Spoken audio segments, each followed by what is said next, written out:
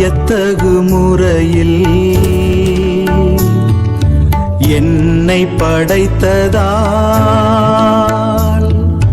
நான் உமக்கு நன்றி நவில்கின்றேன். வியத்தகு முறையில் என்னை படைத்ததால் நான் உமக்கு நன்றி நவில்கின்றேன். Praise the Lord. Praise the Lord. இன்றைய வார்த்தை யூடியூப் சேனலை பார்க்கும் உங்கள் அனைவருக்கும் அன்பான வணக்கங்கள். உங்களை இந்த ஆழமான பார்வைக்கு வரவேற்பதில் எங்களுக்கு ரொம்ப சந்தோஷம். நேயர்கள் எல்லாருக்கும் இன்னைக்கு திருமுழுக்கு யோவானின் பிறப்பு பெருவிழா நல்வாழ்த்துக்கள். ஆமாங்க, உங்கள் அனைவருக்கும் இந்த இனிய நாளின் நல்வாழ்த்துக்கள். இந்த ஆழமான பார்வைக்குள்ள நாம போறதுக்கு முன்னாடி இன்றைய நாளின் தொடக்கமா ஆண்டவரை நோக்கி ஒரு விரிவான ஜெபத்தை நாம ஏறெடுப்போம். கண்டிப்பா, நீங்க தொடங்குங்க. தந்தை, மகன், தூய ஆவியின் பேராலே ஆமேன். ஆமேன். எங்கள் அன்பு தந்தையே, இந்த அருமையான நாளுக்காகவும் இன்னைக்கு நாங்க தியானிக்க போற இந்த உயிரோட்டமுள்ள வாசகத்தின் செய்திக்காகவும் உமக்கு கோடானு கோடி நன்றிகளை செலுத்துறோம். ஆமென். இந்த வாசகத்தின் வழியாக நீர் எங்களோடு பேசுவதற்காக நன்றி. தாவீதை உமது இதயத்திற்கு உகந்தவராக தேர்ந்தெடுத்து அவர் வழியாக எங்கள் மீட்பனான இயேசுவை எங்களுக்கு அளித்திரே, உமக்கு நன்றி. நன்றி ஆண்டவரே. திருமுழுக்கு யோவானை போல நாங்களும் எங்களுக்கு கொடுக்கப்பட்ட ஓட்டத்தை உண்மையோடு ஓட உமது தூய ஆவியாரின் அருளை தாரும். நிச்சயமா அந்த அருளை தாரும். இந்த நன்னாளில் இன்றைய வார்த்தை யூடியூப் சேனல் வழியா இந்த நிகழ்ச்சியை பார்த்து கொண்டிருக்கும் ஒவ்வொரு நேயருக்காகவும் ஜெபிக்கிறோம். ஆமாம் ஆண்டவரே, அவர்களை ஆசீர்வதியும். அவர்கள் இந்த நிகழ்ச்சியை முழுமையாக பார்க்கவும் அவர்களுக்கு உமது அளவற்ற பாவ மன்னிப்பு, முழுமையான குணமளித்தல், இரக்கம் மற்றும் கிருபை கிடைக்கவும் உருக்கமாக மன்றாடுகிறோம். கண்டிப்பா அவர்கள் தேவைகளை நீர் அறிவீர். இந்த வாசகத்தின் வழியாக வெளிச்சம் நேயர்கள் வாழ்வில் பிரகாசமாக ஒளிர வேண்டும் என இறைஞ்சுகிறோம். நீர் எங்களை ஆழமாக அறிந்திருக்கிறீர். உம்முடைய அன்பால் எங்கள் குறைகளை நீக்கி எங்களை நிரப்புவீராக. குறிப்பா பாத்தீங்கன்னா ஆர்ஸ்டானிஸ் அண்ட் பிளெஸ்ஸியின் குடும்பத்தை கரங்களில் ஒப்பு கொடுக்கிறோம். அவங்க அப்பாவுக்கு ஆன்மீக ஞானத்தை தாரும். அவர் உமது சத்தியத்தில் நடந்து பகுத்தறிவோடும் கிருபையோடும் வழிநடத்த அருள் புரியும். அவங்க அம்மாவுக்கு உமது சுகமளிக்கும் கரத்தால் தொட்டு உடல் நலனை தந்து பலத்தால் நிரப்பும் ஆண்டவரே. அவங்க சகோதரிகளை மீண்டும் உமது அற்புதமான சமூகத்துக்கு ஈர்த்து உமது மாறாத அன்பையும் இரக்கத்தையும் அவர்களுக்கு நினைவூட்டும். இந்த குடும்பத்தை உம்மில் விசுவாசம், ஒற்றுமை மற்றும் மகிழ்ச்சியால் ஆசீர்வதியும். கண்டிப்பா அவங்க உமது நன்மையின் சாட்சிகளாக பிரகாசிக்க அருள் புரியும். மேலும் ஆண்டவரே, சிறு குழந்தைகள், இளைஞர்கள் மற்றும் கருவில் இருக்கும் குழந்தைகளுக்காக ஜெபிக்கிறோம். அவங்க பாதுகாக்கப்படவும் ஆவியில் பலமாக வளரவும் அருள் புரியும். குடும்பங்கள் மற்றும் சமூகங்களுக்காக ஜெபிக்கிறோம். அவங்க வாழ்வு என்னும் கொடையை எண்ணி மகிழவும் இறையழைத்தலை ஊக்குவிக்கவும் உதவும். தலைவர்கள், போதகர்கள், மறைப்பணியாளர்கள் மற்றும் நற்செய்தியாளர்களுக்காக ஜெபிக்கிறோம். அவங்க உள்ளங்களை தயார் செய்து கிறிஸ்துவை அறிவித்து உலகிற்கு ஒளியாக திகழ அருள் தாரும். விசுவாசிகளுக்காக ஜெபிக்கிறோம். அவங்க மனந்திரும்பி உண்மையுடன் வாழ்ந்து உமது நெருக்கமான பராமரிப்பில் மகிழச் செய்யும். ஆமா, திரு அவைக்காக ஜெபிக்கிறோம். அது உலகின் இறுதி வரை மீட்பின் பிராமாணிக்கமுள்ள சாட்சியாக திகழ அருள் புரியும். எங்களது பணிக்காகவும் ஜெபிக்கிறோம். எங்களது பாடல்களும் போதனைகளும் மற்றவர்கள் உமது அழைப்பை உணர்ந்து கொள்ளவும் பணிக்காக தயாராகவும் வாழ்வு என்னும் கொடையை எண்ணி மகிழவும் உதவ வேண்டும். மற்றும் எங்களிடம் ஜெபத் தேவைகளை சொன்ன அனைவருக்காகவும் அவர்களின் நல்ல நோக்கத்திற்கான மன்றாட்டுக்கள் அனைத்தும் விரைவில் நிறைவேறும்படியாகவும் ஜெபிக்கிறோம். இந்த மன்றாட்டுகள் அனைத்தையும் எங்கள் சகோதரரும் ஆண்டவருமான இயேசு கிறிஸ்துவின் பெயரில் திருமுன் வைக்கிறோம், எங்கள் அன்பு தந்தையே. ஆமேன். உங்களது ஜெப தேவைகளை கமெண்டிலோ அல்லது எங்களின் வாட்ஸ்ஆப்பிலோ தெரிவியுங்கள். நாங்களும் எங்களது தனிப்பட்ட ஜெபத்திலும் ஜெபிக்கிறோம். இந்த நிகழ்ச்சியை மேம்படுத்த உங்களது மேலான கருத்துக்களை எங்களுக்கு தெரிவியுங்கள். நன்றி. சரி, முதலில் இன்றைய வாசகங்களுக்கு செவி கொடுப்போம். கண்டிப்பா. முதல் வாசகம். நான் உன்னை பிற இனத்தாருக்கு ஒளியாக ஏற்படுத்துவேன். இறைவாக்கினர் எசாயா நூலிலிருந்து வாசகம். அதிகாரம் 49, இறைவாக்கியங்கள் 1 முதல் 6. தீவு நாட்டினரே, எனக்கு செவி கொடுங்கள். தொலைவாழ் மக்களினங்களே, கவனியுங்கள். கருப்பையில் இருக்கும்போதே ஆண்டவர் என்னை அழைத்தார். என் தாய் வயிற்றில் உருவாகும் போதே என் பெயர் சொல்லி கூப்பிட்டார். என் வாயை கூரான வாள் போன்று ஆக்கினார். தம் கையின் நிழலால் என்னை பாதுகாத்தார். என்னை பளபளக்கும் அம்பு ஆக்கினார். தம் அம்பரா தூணியில் என்னை மறைத்துக் கொண்டார். அவர் என்னிடம், நீயே என் ஊழியன் இஸ்ரவேலே, உன் வழியாய் நான் மாட்சியுறுவேன் என்றார். நானோ, வீணாக நான் உழைத்தேன், வெறுமையாகவும் பயனின்றியும் என் ஆற்றலை செலவழித்தேன். ஆயினும் எனக்குரிய நீதி ஆண்டவரிடம் உள்ளது, என் பணிக்கான பரிசு என் கடவுளிடம் இருக்கின்றது என்றேன். யாக்கோபை தம்மிடம் கொண்டு வரவும் சிதறுண்ட இஸ்ரவேலை ஒன்று திரட்டவும் கருப்பையில் இருந்தே ஆண்டவர் என்னை தம் ஊழியனாக உருவாக்கினார். ஆண்டவர் பார்வையில் நான் மதிப்பு பெற்றவன். என் கடவுளே என் ஆற்றல். அவர் இப்பொழுது உரைக்கிறார். அவர் கூறுவது, யாக்கோபின் குலங்களை நிலைநிறுத்துவதற்கும் இஸ்ரவேலில் காக்கப்பட்டோரை திருப்பிக் கொணர்வதற்கும் நீ என் ஊழியனாக இருப்பது எளிதென்றோ? உலகம் முழுவதும் என் மீட்பை அடைவதற்கு நான் உன்னை பிற இனத்தாருக்கு ஒளியாகவும் ஏற்படுத்துவேன். இது ஆண்டவர் வழங்கும் அருள்வாக்கு. இறைவா, உமக்கு நன்றி. பதிலுரை பாடல். திருப்பாடல் 139. இறைவாக்கியங்கள் 1 முதல் 3, 13 முதல் 14 மற்றும் 15. பல்லவி 14a. வியத்தகு முறையில் என்னை படைத்ததால் நான் உமக்கு நன்றி நவில்கின்றேன்.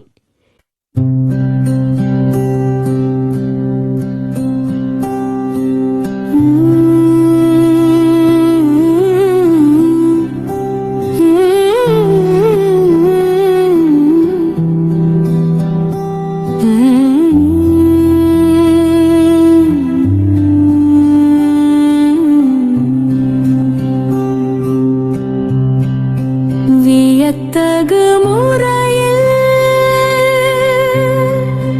என்னை படைத்ததா நான் உமக்கு நன்றி நவில்கின்றேன். வியத்தகு முறையில் என்னை படைத்ததா நான் உமக்கு நன்றி நவில்கின்றேன்.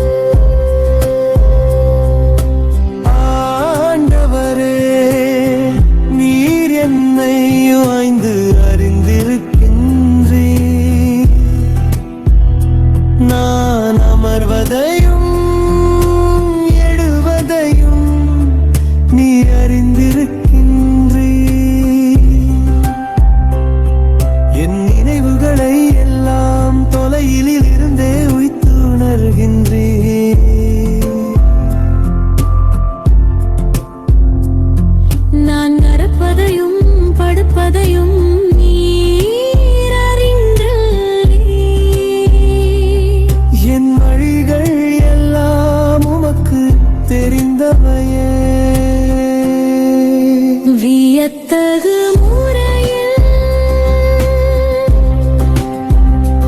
என்னை படைத்ததா நான் உமக்கு நன்றி நவில்கின்றேன்.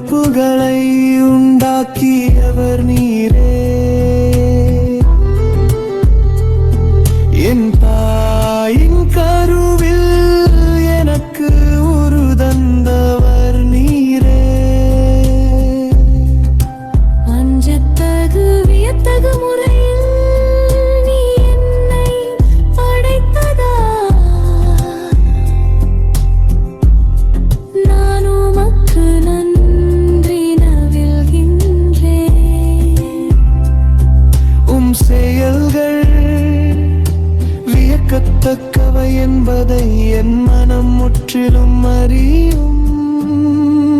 வியத்தகு முறையில் என்னை படைத்ததா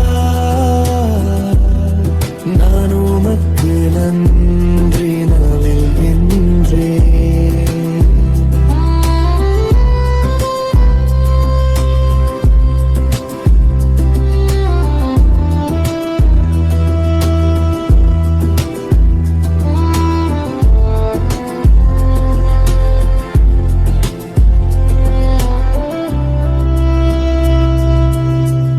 என் எலும்பு உமக்கு மறைவானதன்று, மறைவான முறையில் நான் உருவானதையும் பூவுலகின் நாள் பகுதிகளில் நான் உருப்பெற்றதையும் நீர் அறிந்திருந்தீர்.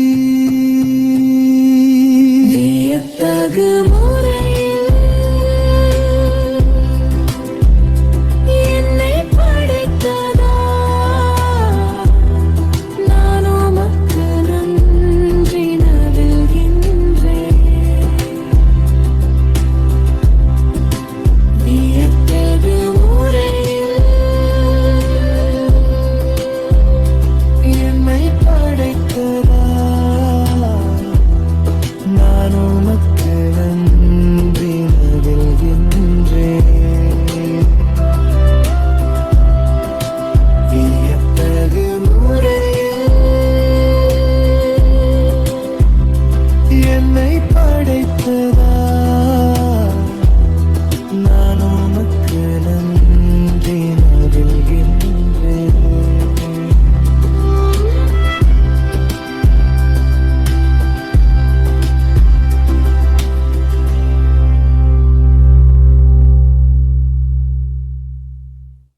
இரண்டாம் வாசகம். இயேசுவின் வருகைக்கு முன்பே யோவான் போதித்து வந்தார். திருத்தூதர் பணிகள் நூலிலிருந்து வாசகம். அதிகாரம் 13, இறைவாக்கியங்கள் 22 முதல் 26. அந்நாள்களில் பவுல் கூறியது: கடவுள் சவுலை நீக்கிவிட்டு தாவீதை அவர்களுக்கு அரசராக ஏற்படுத்தினார். அவரை குறித்து, ஈசாயின் மகனான தாவீதை என் இதயத்துக்கு உகந்தவனாக கண்டேன், என் விருப்பம் அனைத்தையும் அவன் நிறைவேற்றுவான் என்று சான்று பகர்ந்தார். தாம் அளித்த வாக்குறுதியின்படி கடவுள் அவருடைய வழிமரபிலிருந்தே இஸ்ரேலுக்கு இயேசு என்னும் மீட்பரை தோன்றச் செய்தார். அவருடைய வருகைக்கு முன்பே யோவான் மனம் மாறி திருமுழுக்கு பெறுங்கள் என்று இஸ்ரேல் மக்கள் அனைவருக்கும் பறைசாற்றி வந்தார். யோவான் தம் வாழ்க்கை என்னும் ஓட்டத்தை முடிக்கும் தருவாயில், நான் யார் என நீங்கள் நினைக்கிறீர்களோ அவரல்ல நான், இதோ எனக்கு பின் ஒருவர் வருகிறார், அவருடைய மிதியடிகளை அவிழ்க்கவும் எனக்கு தகுதி இல்லை என்று கூறினார். சகோதரரே, ஆபிரகாமின் வழிவந்த மக்களே, இங்கு இருப்போருள் கடவுளுக்கு அஞ்சி நடப்போரே, இந்த மீட்புச் செய்தி நமக்குத்தான் அனுப்பப்பட்டுள்ளது. இது ஆண்டவர் வழங்கும் அருள்வாக்கு. இறைவா, உமக்கு நன்றி. நற்செய்திக்கு முன் வாழ்த்தொலி. குழந்தாய், நீ உன்னத கடவுளின் இறைவாக்கினர் எனப்படுவாய், ஏனெனில் ஆண்டவருக்கான வழியை செம்மைப்படுத்த அவர் முன்னே செல்வாய். நற்செய்தி வாசகம். இக்குழந்தையின் பெயர் யோவான். லூக்கா எழுதிய தூய நற்செய்தியிலிருந்து வாசகம். அதிகாரம் 1, இறைவாக்கியங்கள் 57 முதல் 66 மற்றும் 80. எலிசபெத்துக்கு பேறுகாலம் நெருங்கியது. அவர் ஒரு மகனை பெற்றெடுத்தார். ஆண்டவர் அவருக்கு பெரிதும் இரக்கம் காட்டினார் என்பதை கேள்விப்பட்டு சுற்றி வாழ்ந்தோரும் உறவினரும் அவரோடு சேர்ந்து மகிழ்ந்தனர். 8ஆம் நாளில் அவர்கள் குழந்தைக்கு விருத்த சேதனம் செய்ய வந்தார்கள். ஜெக்கரியா என்ற அதன் தந்தையின் பெயரையே அதற்குச் சூட்ட இருந்தார்கள். ஆனால் அதன் தாய் அவர்களை பார்த்து, வேண்டாம், அதற்கு யோவான் என பெயரிட வேண்டும் என்றார். அவர்கள் அவரிடம், உம் உறவினருள் இப்பெயர் கொண்டவர் எவரும் இல்லையே என்று சொல்லி, குழந்தைக்கு என்ன பெயரிடலாம், உம் விருப்பம் என்ன என்று தந்தையை நோக்கி சைகை காட்டி கேட்டார்கள். அதற்கு அவர் எழுதுபலகை ஒன்றை கேட்டு வாங்கி இக்குழந்தையின் பெயர் யோவான் என்று எழுதினார். எல்லாரும் வியப்படைந்தனர். அப்பொழுதே அவரது வாய் திறந்தது, நா கட்ட விழுந்தது. அவர் கடவுளை போற்றி புகழ்ந்தார். சுற்றி வாழ்ந்தோர் அனைவரும் இதை பற்றி கேள்விப்பட்டு அஞ்சினர். இச்செய்தி யூதேய மலைநாடெங்கும் பரவியது.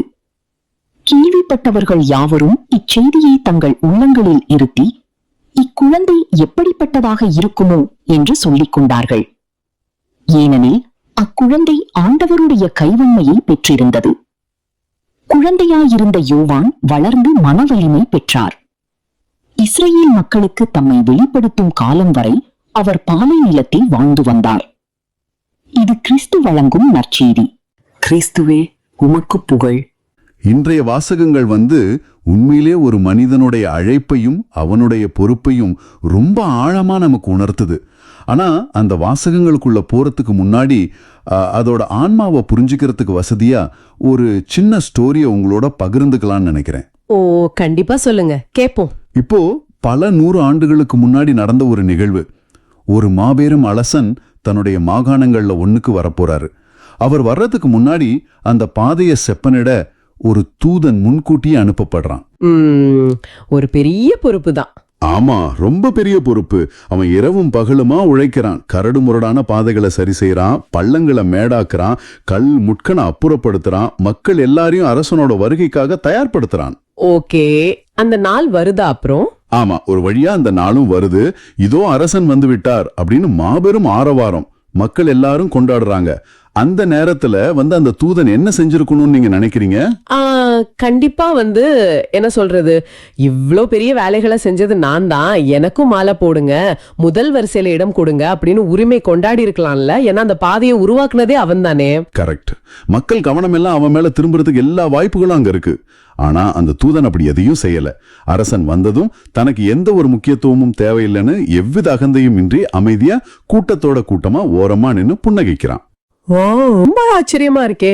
ஆமா, அரசனின் மகிமையை மட்டும் பார்த்து ரசிக்கிறான். தன் பணி முடிஞ்சது அப்படின்னு மனநிறைவோட ஒதுங்கிக்கிறான். ரொம்ப பொருத்தமான ஒரு ஸ்டோரிங்க இது. இது அப்படியே திருமுழுக்கு யோவானின் மனநிலையை படம் பிடித்து காட்டுது. தன் வாழ்நாள் முழுவதையும் ஒரு வழியை தயார் செய்ய பயன்படுத்திட்டு அந்த வழிக்கு சொந்தக்காரர் வந்த உடனே அமைதியா ஒதுங்கி நிற்கிறது அவ்வளோ சாதாரணமான விஷயம் இல்ல. உண்மைதான். அதை பத்தி நாம இன்னைக்கு இன்னும் ஆழமா பேசுவோம். ஆமா, ஆனா நேயர்களே, உங்ககிட்ட நான் ஒரு கேள்வி முன்வைக்கிறேன். நாம் பிறப்பதற்கு முன்பே நமக்கான ஒரு பெரிய திட்டம் தயார் நிலையில இருக்குங்கிறத நினைத்து பாருங்கள். இப்போ ஒரு கட்டிடத்தை கட்டுவதற்கு முன்பே அதற்கான ஒரு ப்ளூ பிரிண்ட் இருக்கும் இல்லையா? அத போல இது இல்லையா? மிகச் சரியான ஒரு ஒப்பீடு. ஆனா அந்த ப்ளூ பிரிண்ட் இருக்கிறதால மட்டுமே கட்டிடம் தானா உருவாகிடாது. அதை செயல்படுத்த ஒரு உழைப்பு தேவைப்படுது இல்லையா? கரெக்ட். அதே மாதிரி ஆண்டவர் நமக்கான திட்டத்தை வகுத்திருந்தாலும் அதை நம்ம வாழ்க்கையில நாம தான் செயல்படுத்தணும். ஆமா, இந்த ப்ளூ பிரிண்ட் எப்படி வேலை செய்துங்கிறத இன்றைய முதல் வாசகமான எசாயா 49 ரொம்ப தெளிவா சொல்லுது. முதல் 2 வசனங்களை கவனிச்சு பாருங்க. இறைவாக்கினர் சொல்றாரு, கருப்பையில் இருக்கும் போதே ஆண்டவர் என்னை அழைத்தார், என் தாய் வயிற்றில் உருவாகும் போதே என் பெயர் சொல்லி கூப்பிட்டார் அப்படின்னு. இது கேக்குறவைக்கே அவ்வளவு பிரம்மாண்டமா இருக்கு. ஆமா, அதுக்கப்புறம் அவர் சொல்றாரு, என் வாயை கூரான வாழ் போன்று ஆக்கினார், பளபளக்கும் அம்பாக்கினார்னு. ஆண்டவர் ஒருத்தர தாயின் கருப்பையிலேயே தேர்ந்தெடுத்து ஆயுதமா தயார்படுத்துறார். இருங்க, இப்போ நீங்க சொல்றது கேட்க நல்லா இருக்கு. ஆனா இன்னைக்கு இருக்கிற நவீன உலகத்துல நம்ம எல்லாருமே ஒரு விதமான அடையாள நெருக்கடியில தானே வாழ்ந்துட்டு இருக்கோம். அதாவது ஐடென்டிட்டி கிரைசிஸ்னு சொல்றீங்களா? அதேதான். எனக்கான துறை என்ன, என் அடையாளம் என்னன்னு தேடி தேடி எல்லாரும் ஓடிட்டு இருக்காங்க. ஆனா இந்த வாசகம் நம்ம வாழ்க்கைக்கான வரைபடம், அதாவது ப்ளூ பிரிண்ட், நாம பிறக்கிறதுக்கு முன்னாடியே வரையப்பட்டுடுச்சுன்னு சொல்லுது. ஆமா, ரொம்ப சரியா கவனிச்சிருக்கீங்க. அப்போ தங்களை நிரூபிக்க துடிக்கிற நவீன மனிதர்களோட இந்த ஓட்டம் எல்லாம் தப்பா? இதை எப்படி நம்ம புரிஞ்சுக்கிறது? இது ரொம்ப நுணுக்கமான கேள்வி. நீங்க உங்களை புதுசா உருவாக்க வேண்டியதில்லை. ஆண்டவர் ஏற்கனவே உங்களை உருவாக்கிட்டார். உங்களோட உண்மையான அடையாளத்தை நீங்க வெளிக்கொண்டு வந்தா மட்டும் போதும். அதுவும் நம்ம இஷ்டத்துக்கு இல்ல, ஆண்டவர் விருப்பம் படி. அப்படித்தானே? கண்டிப்பா. அந்த வசனத்தோட அடுத்த பகுதியை கவனிங்க. பளபளக்கும் அம்பா மாத்தின பிறகு ஆண்டவர் என்ன செஞ்சாரு?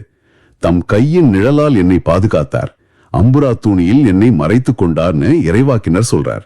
ஏன் அப்படி மறைச்சு வைக்கணும்? இந்த மறைச்சு வைக்கிறதுங்கிற விஷயம் பல நேரங்கள்ல நமக்கு பாதுகாப்பா தெரியறதில்ல. பின்ன எப்படி தோணும்னு நினைக்கிறீங்க? ஒரு புறக்கணிப்பா தான் தோணும். இப்போ இதை கேட்டுட்டு இருக்கிற நீங்க கூட பல வருஷமா கடினமா உழைச்சும் ஒரு மூலையில முடுங்கி போயிருக்கலாம். உங்க திறமைகள் யாருக்கும் தெரியாம இருட்டடிப்பு செய்யப்படுறதா நீங்க நினைக்கலாம்.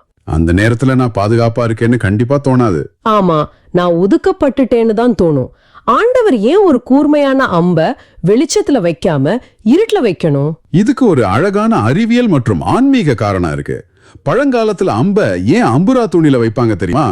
ஒரு மர அம்ப தொடர்ந்து வெயிலையும் மழையிலையும் திறந்த வெளியில விட்டா அது வளைஞ்சிடும். ஓ, வளைஞ்ச அம்பு இலக்க துல்லியமா தாக்காதே? அதேதான், நீங்க வளைஞ்சிடக்கூடாதுங்கிறதுக்காக தான் ஆண்டவர் உங்களை தன்னோட கையின் நிழல்லையும் அம்புரா தூணிலையும் மறைச்சு வைக்கிறாரு.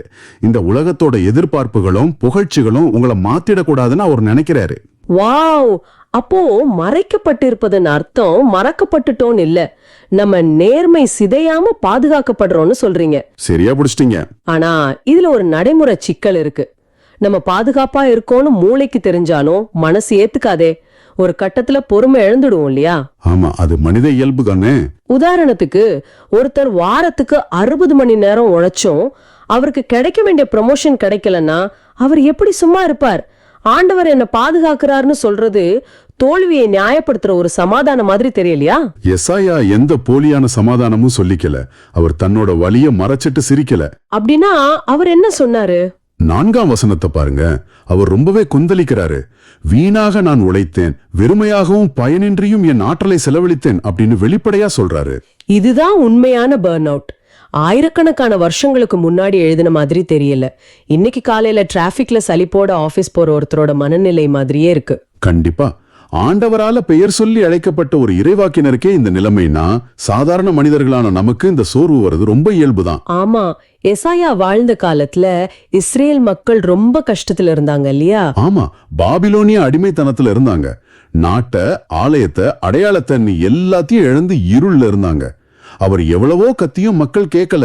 அதனாலதான் என் உழைப்பு முழுமையா தோத்துருச்சுன்னு அவர் நினைச்சிருக்காரு. ஆனா அங்கதான் ஒரு பெரிய ட்விஸ்ட் இருக்கு. அவர் விரக்திய முழுமையா கொட்டி தீர்த்த பிறகு ஒரு பெரிய முடிவுக்கு வர்றார். ஆயினும் எனக்குரிய நீதி ஆண்டவரிடம் உள்ளது, என் பணிக்கான பரிசு என் கடவுளிடம் இருக்கின்றதுன்னு சொல்றாரு. இது கொஞ்சம் முரண்பாடா இருக்கே.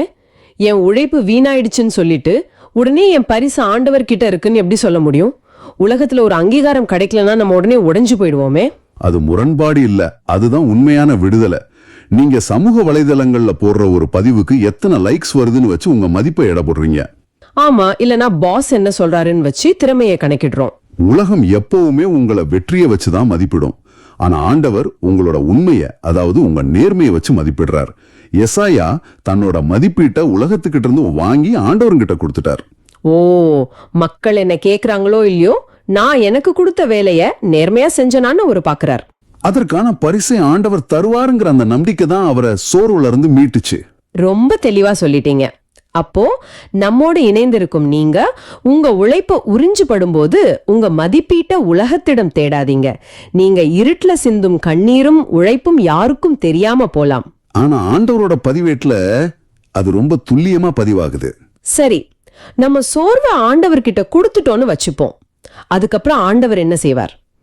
சரிப்பா, நீ ரொம்ப கஷ்டப்பட்டுட்ட, கொஞ்சம் ரெஸ்ட் எடுன்னு ஆறுதல் சொல்வாரா? அதான் இல்ல. ஆண்டவரோட பதில் முற்றிலும் எதிர்பாராத ஒன்னா இருக்கும்.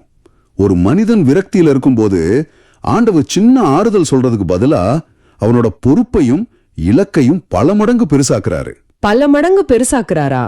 புரியலையே. 5ஆம் மற்றும் 6ஆம் வசனங்கள்ல ஆண்டவர் சொல்ற பதில் ஒரு பெரிய அதிர்வலையை ஏற்படுத்துது. யாக்கோபின் குளங்களை நிலைநிறுத்துவதற்கும் இஸ்ரேலில் காக்கப்பட்டோரை திருப்பிக் கொணர்வதற்கும் நீ என் ஊழியனாக இருப்பது எளிதென்றோ அப்படின்னு ஆண்டவர் கேட்கிறாரு. எளிதென்றோ? அதாவது இது ரொம்ப சின்ன விஷயம்னு சொல்றாரா? ஆமா, இஸ்ரேல் மக்களை மீட்கணுங்கிறது தான் எசையாவோட வாழ்நாள் கனவு. அதை செய்ய முடியலையேன்னு தான் அவர் அழுதாரு. ஆனா ஆண்டவர் அது ரொம்ப சின்ன விஷயம், அது விடுன்னு சொல்றாரு. இது ரொம்ப ஆச்சரியமா இருக்கு. இத புரிஞ்சுக்க ஒரு உதாரணம் சொல்றேன், கேளுங்க. நீங்க பல வருஷமா ஒரு சின்ன பெட்டி கடையை நடத்திட்டு வர்றீங்க. வியாபாரம் நஷ்டமாகி கடையை மூட வேண்டிய சூழ்நிலை வருது. ரொம்ப கஷ்டமான சூழ்நிலை தான். நீங்க கடையோட கணக்கு புத்தகத்தை வச்சுட்டு என் வாழ்க்கையே முடிஞ்சிடுச்சுன்னு கதறி அழுதுட்டு இருக்கீங்க. அப்போ ஒரு பெரிய பன்னாட்டு நிறுவனத்தோட உரிமையாளர் அதாவது ஆண்டவர் உங்ககிட்ட வர்றார். வந்து என்ன சொல்றாரு? அந்த சின்ன கடைய நினைச்சு ஏன் அழுகிற? அது ரொம்ப சின்ன விஷயம். நான் ஒன்னும் ஒரு உலகளாவிய நிறுவனத்தை நிர்வகிக்கிறதுக்காகத்தான் இத்தனை நாளா தயார்படுத்திட்டு இருந்தேன்னு சொன்னா எப்படி இருக்கும்? அடடா, பிரமாதமான உதாரணம். நம்ம ஒரு சின்ன குளம் காப்பாற்றப்படலையேன்னு அழுகுறோம். ஆனா ஆண்டவரோ பல மடங்கு பெரிய திட்டத்தை வச்சிருக்கார். ஆமா, ஆண்டவர் ஒட்டுமொத்த உலகத்தையுமே உங்ககிட்ட ஒப்படைக்கிறார். அந்த வசனத்தோட தொடர்ச்சியை கவனிங்க. உலகம் முழுவதும் என் மீட்பை அடைவதற்கு நான் உன்னை பிற இனத்தாருக்கு ஒளியாகவும் ஏற்படுத்துவேன்னு ஆண்டவர் ஒரு பெரிய வாக்குறுதி கொடுக்கிறாரு. வாவ், பிற இனத்தாருக்கு ஒளியாக? ஆமா, இஸ்ரேல் மக்கள் ஆண்டவரை தங்க சொந்த சொத்தாவும் தங்கள் குலத்தின் மீட்பராகவும் மட்டும்தான் பார்த்தாங்க. ஆனா ஆண்டவரோட திட்டம் ஒரு குறிப்பிட்ட வட்டத்துக்குள்ள சுருங்கிறது கிடையாது. அவர் மீட்பு உலகத்தோட எல்லைகள் வரைக்கும் போகணும்னு நினைக்கிறாரு. இதை நினைக்கும் போதே மகிழ்ச்சியில் இருக்க வைக்கிறது. கண்டிப்பா. நம்ம பல நேரங்கள்ல நம்மள ரொம்ப குறுக்கிக்கிறோம். ஏன் குடும்பம், ஏன் வேலை, ஏன் பிரச்சனைன்னு ஒரு சின்ன வட்டத்துக்குள்ள ஒரு கம்ஃபர்ட் ஜோன்ல போராடிட்டு இருக்கோம். அதுல ஏதாச்சும் பிரச்சனைன்னா உலகம் முடிஞ்சிடுச்சுன்னு நினைக்கிறோம். ஆமா, ஆனா ஆண்டவர் நம்ம தோல்விகளை பயன்படுத்தி நம்மை பிற இனத்தாருக்கு ஒளியா மாத்துறாரு. இது இன்னைக்கு நம்ம கொண்டாடுற திருமுழுக்கு யோவானோட வாழ்க்கையோட எவ்வளவு நெருக்கமா பின்னி பிணைஞ்சிருக்கு. உண்மையான வாழ்த்தை. இன்னைக்கு நாம வாசிக்கிற இந்த வாசகத்துக்கும் திருமுழுக்கு யோவானுக்கும் உள்ள ஆழமான தொடர்பு இதுதான்.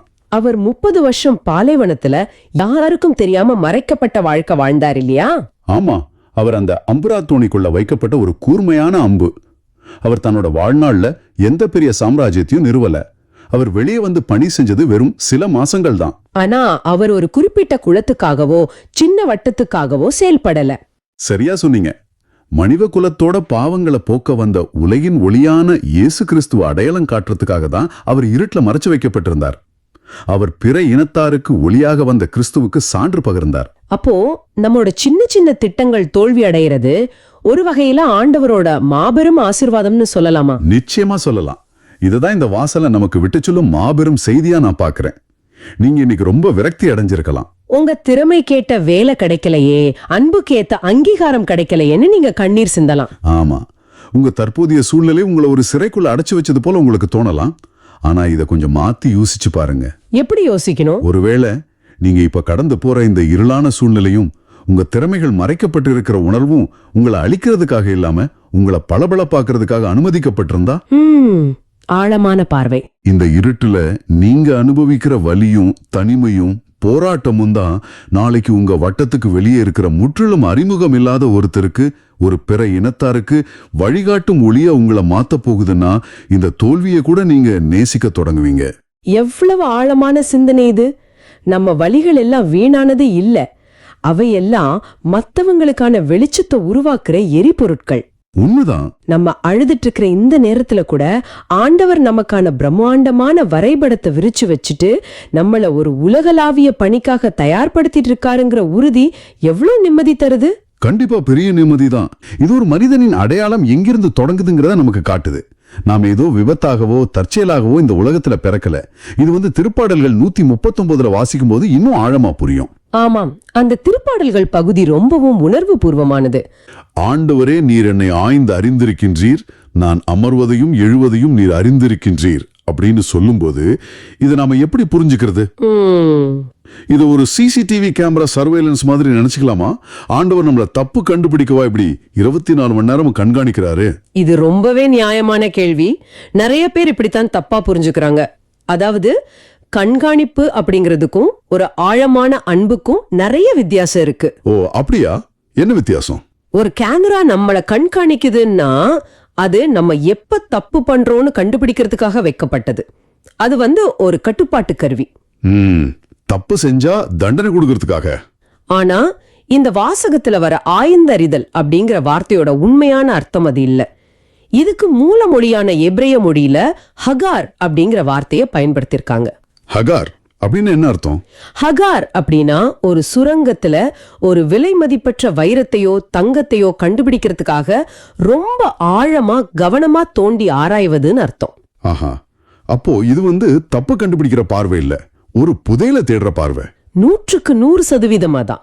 ஆண்டவர் நம்ம வழிகளெல்லாம் உமக்கு தெரிந்தவையேன்னு சொல்லும்போது அவர் ஒரு அன்பான தகப்பனா நம்மள பாக்குறாரு.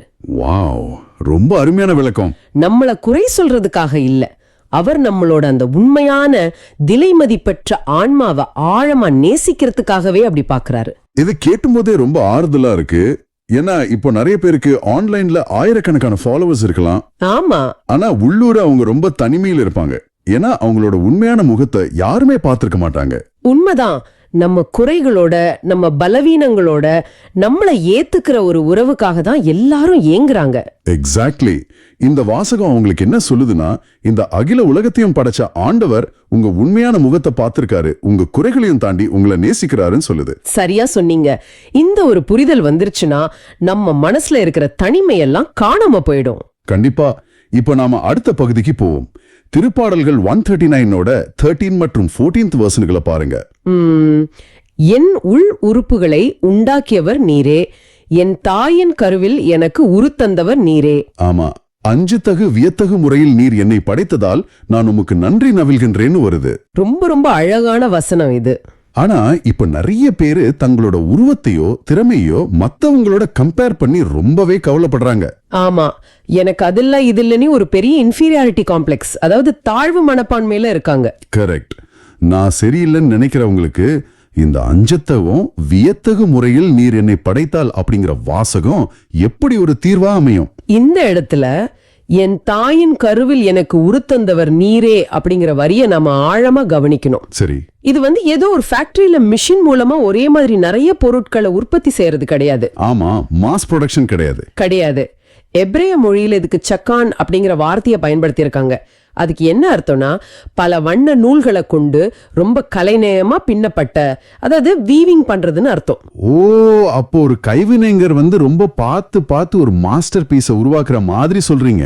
உங்களை செதுக்குன அந்த மாபெரும் படைப்பாளியோட கையெழுத்து உங்க ஆன்மாவில இருக்கு. அதான் உங்களோட உண்மையான மதிப்பு. வாவ்! இத திருமுழுக்கு யோவானின் பிறப்பு பெருவிழாவோட எப்படி பொருத்தி பார்க்கலாம்? திருமுழுக்கு யோவான் தாயின் கருவுல இருக்கும் போதே ஆண்டவரால ஒரு குறிப்பிட்ட நோக்கத்துக்காக பிரத்யேகமா வடிவமைக்கப்பட்டார் இல்லையா? ஆமா, அன்னை மரியா சந்திக்க போனப்போ அந்த குழந்தை கருவிலேயே மகிழ்ச்சியால் துள்ளியதுன்னு படிச்சிருக்கோம். கரெக்ட். அவர் வளர்ந்து பாலைவனத்துல வாழ்ந்தப்போ அவரோட ஆடைகளோ சாப்பாடோ மத்தவங்களுக்கு வித்தியாசமா தெரிஞ்சிருக்கலாம். ஆமா, ஒட்டக்கமுடி ஆடை, காட்டுத்தேன் இதெல்லாம் தான் அவர் சாப்பாடு. ஆனா அவர் தனக்கு ஒரு தாழ்வு மனப்பான்மை இருக்குன்னு நினைச்சு முடங்கிடல. ஏன்னா தான் வியத்தக முறையில படைக்கப்பட்டிருக்கோன்னு அவருக்கு நல்லா தெரியும். அருமை. அப்போ நம்ம நேயர்கள் ஒவ்வொருத்தரும் ஒரு மாஸ்டர் பீஸ் தான். உங்களை நீங்களே ஒரு மிஸ்டேக்னு நினைக்கிறது அந்த மாபெரும் சிற்பியோட வேலையை குறைச்சொல்ற மாதிரி ஆயிடும். சரியா சொன்னீங்க. அதை விட ஒரு பெரிய தவறு இருக்க முடியாது. ரொம்ப ஆழமான ஒரு சிந்தனை இது. ஆனா வாழ்க்கை எப்பவும் சந்தோஷமாவோ வெளிச்சத்திலயும் இருக்கிறது இல்லையே. கண்டிப்பா சில இருட்டான நேரங்களும் வரும். அதுதான் என் அடுத்த கேள்வி. 15வது வசனத்துல என் எலும்பு உமக்கு மறைவானதென்று மறைவான முறையில் நான் உருவானதையும் பூவுலகின் ஆழப்பகுதிகள் நான் உருப்பெற்றதையும் நீர் அறிந்திருந்தீர்னு வருது. ரொம்ப உருக்கமான வசனம். ஆமா, சில நேரங்கள்ல நம்ம வாழ்க்கை ரொம்ப இருட்டா, யாருக்குமே தெரியாத பூவுலகின் ஆழப்பகுதிகள் மாதிரி ஒரு தனிமையான கஷ்டமான இடத்துல இருக்கிறதா ஃபீல் பண்ணுவோம். ஆமா, நிறைய பேர் அந்த வழியில இருப்பாங்க. யாருமே நம்ம வழியை புரிஞ்சுக்கலே நினைக்கும் போது இந்த வாசகம் நமக்கு என்ன சொல்ல வருது? இது புரிஞ்சுக்க நான் ஒரு இயற்கையான உதாரணத்தை சொல்றேன். ஒரு விதைய நாம மண்ணுக்குள்ள புதைக்கிறோம்னு வச்சுக்கோங்க. சரி, அந்த இடம் எப்படி இருக்கும்? அது அந்த பூ உலகின் ஆழப்பகுதிகள் மாதிரி ரொம்ப இருட்டா, வெளிச்சமே இல்லாத ஒரு இடமா இருக்கும். ஆமா, வெளியில இருந்து பார்த்தா அங்க எதுவுமே நடக்காத மாதிரி தான் தெரியும். உண்மைதான். ஒருவேளை அந்த விதைக்கு கூட என்னடா நம்மளை இப்படி இருட்டுல போட்டு மூடிட்டாங்களேன்னு தோணலாம். ஒரு மரணத்தின் உணர்வு மாதிரி. ஆனா அந்த இருட்டான மறைவான இடத்துலதான் ஒரு பெரிய மாற்றம் நடந்துட்டு இருக்கு. அந்த விதையோட கடினமான ஓடு உடைஞ்சு அதுல இருந்து வேர்கள் ஆழமா பதிய ஆரம்பிக்கும். ஓ, அப்ப அந்த இருட்டுல தான் உண்மையான வளர்ச்சியே ஆரம்பிக்குது. எக்ஸாக்ட்லி. இந்த வசனத்தை மறுபடியும் கவனிங்க. உருப்பெற்றதையும் நீர் அறிந்திருந்தீர்னு வருது. ஆமா, இதோட அர்த்தம் என்னன்னா, ஆண்டவர் நம்மள அந்த இருட்டுல தனியா விட்டுடல. அவர் அங்க இருந்து நம்மள உருப்பெற வைக்கிறாரு, அதாவது செதுக்கிட்டு இருக்காரு. இத கேட்க ரொம்பவே ஆறுதலா இருக்கு. ஒருத்தர் சைலண்டா டிப்ரெஷன்லயோ தனியான வழியிலயும் இருக்கும்போது ஆண்டவர் அவங்க கூடவே இருந்து அவங்களோட வேர்களை பலப்படுத்துறாருன்னு சொல்றீங்க? ஆமா, உங்க கண்ணீரும் உங்க அமைதியான போராட்டங்களும் ஆண்டவருக்கு மறைவானதல்ல. உங்க இருண்ட நேரங்கள்ல தான் அவர் உங்களை ஒரு புதிய நோக்கத்துக்காக ரொம்ப கவனமா மோல்டு பண்ணிட்டு இருக்காரு. அருமை. அப்ப அந்த இருட்டு ஒரு முடிவு கிடையாது, அது ஒரு புதிய தொடக்கம். 100% உண்மை. இன்னைக்கு நம்ம பார்த்த விஷயங்கள் எல்லாமே ஒன்னோட ஒண்ணு ரொம்ப அழகா பொருந்துது. ஆமா, ஆண்டவர் நம்மள தப்பு கண்டுபிடிக்கிற கேமரா மாதிரி பார்க்கல. அவர் நம்மள அன்பால ஆழமா அறிஞ்சிருக்காரு. அப்புறம் நம்மள ஒரு ஃபேக்டரி ப்ராடக்ட் மாதிரி இல்லாம ஒரு வியத்தக மாஸ்டர் பீஸா படைச்சிருக்காரு. அண்ட் மூணாவதா, நம்ம வாழ்க்கையோட மிக இருண்ட கஷ்டமான நேரங்கள்ல கூட அவர் நம்மள கைவிடாம அங்கேயும் நம்மள செதுக்கிட்டு இருக்காரு. ரொம்ப ரொம்ப ஆழமான ஒரு விவாதம் இது. நேர்களே, நான் உங்களுக்கு ஒரு சின்ன சிந்தனையை வைக்க விரும்புறேன். நாளைக்கு காலையில நீங்க எழுந்து கண்ணாடியில உங்க முகத்தை பார்க்கும்போது உங்களை நீங்க எப்படி பார்க்க போறீங்க? ரொம்ப முக்கியமான கேள்வி. உலகத்தை படைச்ச ஆண்டவர் தன்னோட சொந்த கைகளால செதுக்குன ஒரு வியத்தக படைப்பா உங்களை பார்க்க முடியுதா? அப்படி ஒரு மாஸ்டர் பீஸா நீங்க உங்களை உணரணும். கண்டிப்பா. இந்த எண்ணம் உங்க நாளோட ஓட்டத்தையே மாத்தட்டும். ஆமென். இதை திருமுழுக்கு யோவானின் வாழ்க்கையோட இணைத்து பார்த்தா அந்த ப்ளூ பிரிண்ட் எவ்வளவு துல்லியமா இருக்குன்னு நமக்கு தெரியும். ஏன்னா எலிசபெத்துக்கு வயதாகி விட்டது, குழந்தை பேரு இல்ல. அறிவியலின்படி பாத்தீங்கன்னா அது ஒரு முடிந்து போன அத்தியாயம். ஆனா ஆண்டவரின் திட்டத்துல அதுதான் ஒரு பெரிய திருப்பு முனை. கண்டிப்பா. யோவான் கருப்பையில் இருக்கும்போதே ஆண்டவரால் முன்குறிக்கப்பட்டவர். அன்னை மரியா அவரை சுமந்து வந்தபோது எலிசபெத்தின் வயிற்றில் இருந்த யோவான் மகிழ்ச்சியால் துள்ளினார் அப்படின்னு லூக்கா நற்செய்தியில நாம பாக்குறோம். ஆமா, அந்த நிகழ்வு ரொம்ப பிரபலம். பிறப்பதற்கு முன்பே தான் யாருக்காக படைக்கப்பட்டோம் என்பதை அந்த சிசு உணர்ந்திருக்கு. இதுதான் முன்குறிக்கப்பட்ட ஒரு வாழ்வு. இந்த முன்குறிக்கப்பட்ட வாழ்வுன்ற விஷயம் அவருடைய பிறப்புல மட்டும் இல்லாம அவருக்கு வைக்கப்பட்ட பெயர்லயும் எதிரொலிக்குதுங்கிறது தான் எனக்கு ரொம்ப ஆச்சரியமா இருக்கு. லூக்கா நற்செய்தி முதல் அதிகாரத்துல வரக்கூடிய பெயர் சூட்டும் விழாவை நம்ம கொஞ்சம் ஆழமா பார்க்கணும் இப்போ. ஆமா, அதுல நிறைய ஆச்சரியங்கள் இருக்கு. முதல்ல லூக்கா 1:57-58 வசனங்களை பார்ப்போம். இதுல பேறுகாலமும் பகிர்ந்து கொள்ளப்பட்ட மகிழ்ச்சியும் பத்தி ரொம்ப அழகா சொல்லப்பட்டிருக்கு. அதாவது எலிசபெத்துக்கு ஒரு மகன் பிறக்கிறாரு. ஆமா, இதுல என்ன சொல்றாங்கன்னா, ஆண்டவர் அவருக்கு பெரிதும் இரக்கம் காட்டினார்னு கேள்விப்பட்டு சுற்றி வாழ்ந்தோரும் உறவினரும் அவரோடு சேர்ந்து மகிழ்ந்தனர்னு வாசிக்கிறோம். எல்லாரும் ஒன்னா சேர்ந்து கொண்டாடுறாங்க. இத பார்க்கும்போது எனக்கு ஒரு சிந்தனை வருது. இப்போ இருக்கிற நவீன உலகத்துல ஒருத்தரோட வெற்றியையோ இல்ல மகிழ்ச்சியோ மத்தவங்க எந்த பொறாமையும் இல்லாம கொண்டாடுறது ரொம்ப குறைஞ்சு போச்சு இல்லையா? ஆமா, எல்லாமே ரொம்ப தனிப்பட்ட விஷயமா மாறிடுச்சு. ஆனா இங்க பாத்தீங்கன்னா ஒட்டுமொத்த சமூகமும் இணைந்து மகிழ்கிறது. இது எப்படி சாத்தியமாச்சு? இது ரொம்ப முக்கியமான ஒரு பாயிண்ட்.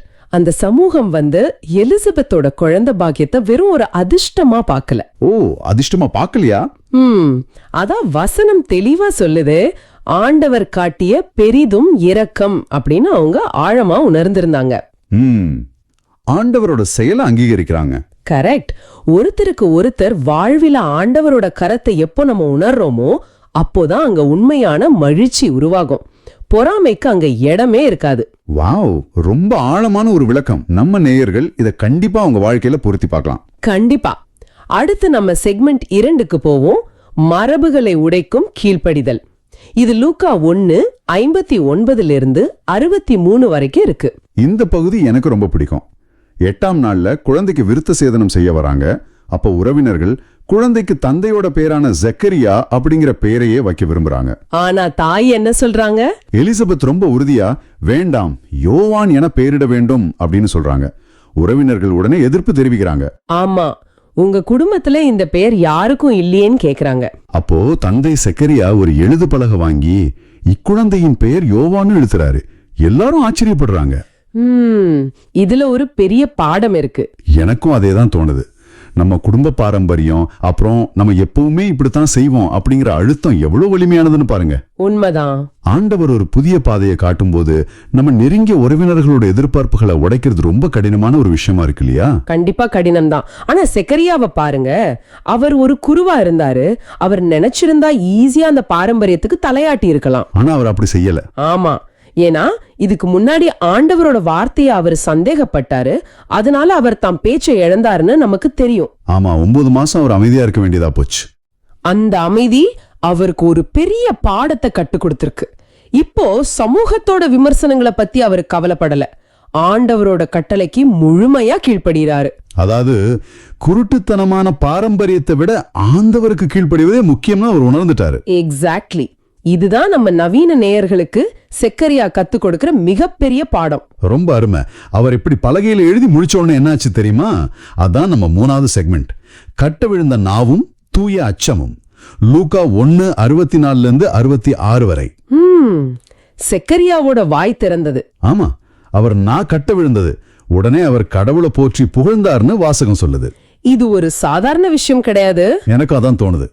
பல மாசமா பேச முடியாம தவிச்ச ஒரு மனுஷனுக்கு திடீர்னு பேச்சு வந்த உடனே அவர் தன்னோட கஷ்டங்களை நினைச்சு புலம்பலையே. ஆமா, அவரு ஐயோ நான் எவ்வளவு கஷ்டப்பட்டேன்னு சொல்லல.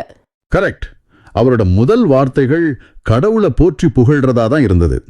நம்ம வாழ்க்கையில நாம கஷ்டங்கள்ல இருந்து மீண்டு வரும்போது நம்ம முதல் வார்த்தை புகழ்ச்சியா இருக்கா இல்ல குறை கூறுதலா இருக்கான்னு நம்ம நேயர்கள் சிந்திச்சு பார்க்கணும். ரொம்ப சரியான ஒரு ஒப்பீடு. நமது வாழ்வில ஏற்படுற ஆன்மீக மௌனங்கள் அல்லது வழிகளுக்கு பிறகு நமக்கு திரும்ப கிடைக்கிற குரலை ஆண்டவரை போற்ற பயன்படுத்தணும். அதுதான் ரொம்ப முக்கியம். அது மட்டும் இல்ல, இத பார்த்த சுற்றி இருந்தவங்களுக்கு பயம் உண்டானதுன்னு வாசகம் சொல்லுது. இக்குழந்தை எப்படிப்பட்டதாக இருக்குமோன்னு வியந்தாங்க. ஆமா, ஏன்னா ஆண்டவருடைய கைவன்மை அக்குழந்தையோடு இருந்தது. இங்க ஒரு விஷயத்தை நான் தெளிவுபடுத்த விரும்புறேன். சொல்லுங்க. அந்த சுற்றி இருந்தவங்க அடைஞ்ச அச்சம் சாதாரண பயம் கிடையாது.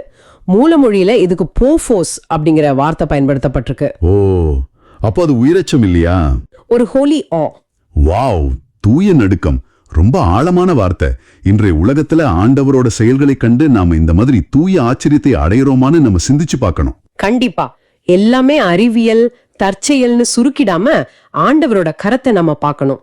சரி, அடுத்து யோவானோட வாழ்க்கைய பத்தி நற்செய்திக்கு முன் வாழ்த்தொழிலையும் லூக்கா 1:80 என்ன இருக்குன்னு பாப்போம். ஆமா, லூக்கா 1:76 அக்குழந்தை உன்னத கடவுளின் இறைவாக்குனர்னு சொல்லப்பட்டிருக்கு. அப்புறம் அவர் வளர வளர மன வலிமை பெற்றார்னு இருக்கு. எக்ஸாக்ட்லி. அவர் இஸ்ரேல் மக்களுக்கு தம்மை வெளிப்படுத்தும் காலம் வரை பாலை நிலத்தில் வாழ்ந்து வந்தார். இன்றைய காலகட்டத்துல பாத்தீங்கன்னா தனிமை என்றாலே பலருக்கும் பயம் வந்துடுது. ஆமா, எப்பவுமே செல்போன் வேணும், இல்ல சமூக ஊடகங்கள் வேணும். ஏதாவது ஒரு கவனச்சிதறல் தேவைப்படுது நம்ம மக்களுக்கு.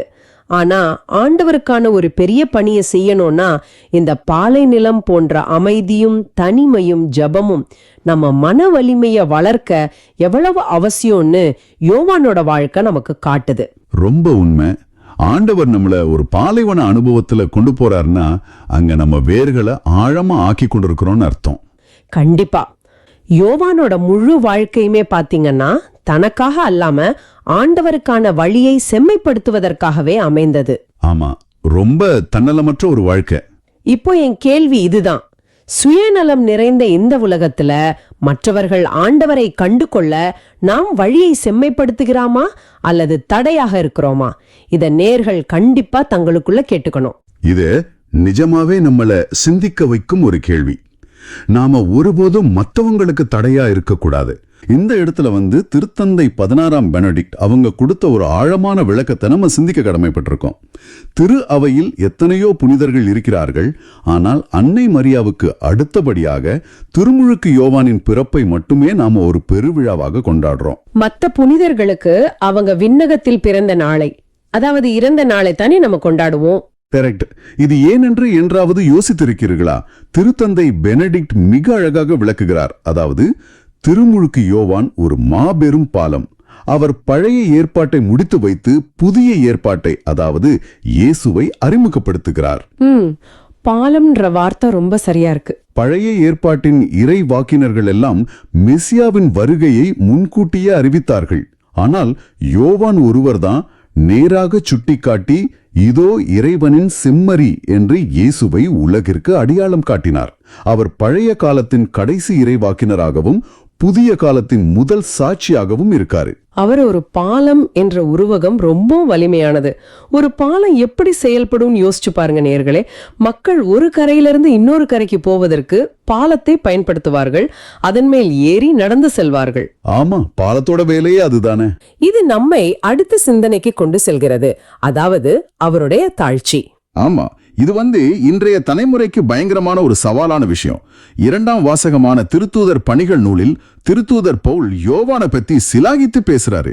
இந்த வாசகத்தின் 22ஆம் வசனத்துல பவுல் சொல்றதை கேளுங்க. கடவுள் சவுலை நீக்கிவிட்டு தாவீதை அவர்களுக்கு அரசராக ஏற்படுத்தினார். அவரை குறித்து ஈசாயின் மகனான தாவீதை என் இதயத்துக்கு உகந்தவனாக கண்டேன், என் விருப்பம் அனைத்தையும் அவன் நிறைவேற்றுவான் என்று சான்று பகர்ந்தார். எவ்வளவு பெரிய வார்த்தைகள் பாருங்க. அதான், இத வாசிக்கும் போது எனக்கே ஒரு பெரிய சந்தேகம் வருது. நீங்க சொல்லுங்க, தாவீது உண்மையிலே அவ்வளவு உத்தமரா? உத்தமன்னு எப்படி சொல்ல முடியும்? தாவீது எத்தனையோ தவறுகள் செஞ்சிருக்காரே. ஆமா, அவர் உரியாங்கிற தன்னோட விசுவாசமான படைத்தளபதியை திட்டமிட்டு கொலை செஞ்சார். அவரோட மனைவியை தனதாக்கி கொண்டார். இதெல்லாம் பெரிய பாவங்கள் இல்லையா? நிச்சயமா திருவிவிலிய பக்கங்கள்ல அவருடைய இந்த வீழ்ச்சிகள் எந்த மூடி மறைப்பும் இல்லாம ரொம்ப தெளிவாவே பதிவு செய்யப்பட்டிருக்கு. அப்ப அதுதான் என் கேள்வி.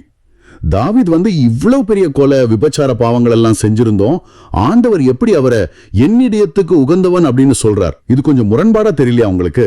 பாக்குறதுக்கு அப்படி தோணும், ஆனா இதுக்குள்ள ஒரு ஆழமான உண்மை இருக்கு. அதாவது ஒருவேளை தப்பு செஞ்சாலும் ஒரு சாரி கேட்டா போதும், ஆண்டவர் உடனே ஒரு நற்சான்றிதழ் கொடுத்துருவார்னு இது ஒரு தப்பான முன்னுதாரணத்தை உருவாக்காதா? ஏன்னா சவுலும் சில தவறுகள் செஞ்சார், ஆனா அவர் ஆண்டவர் பதவியிலிருந்து நீக்கிட்டாரு. இது மிகச் சிறப்பான ஒரு கேள்வி.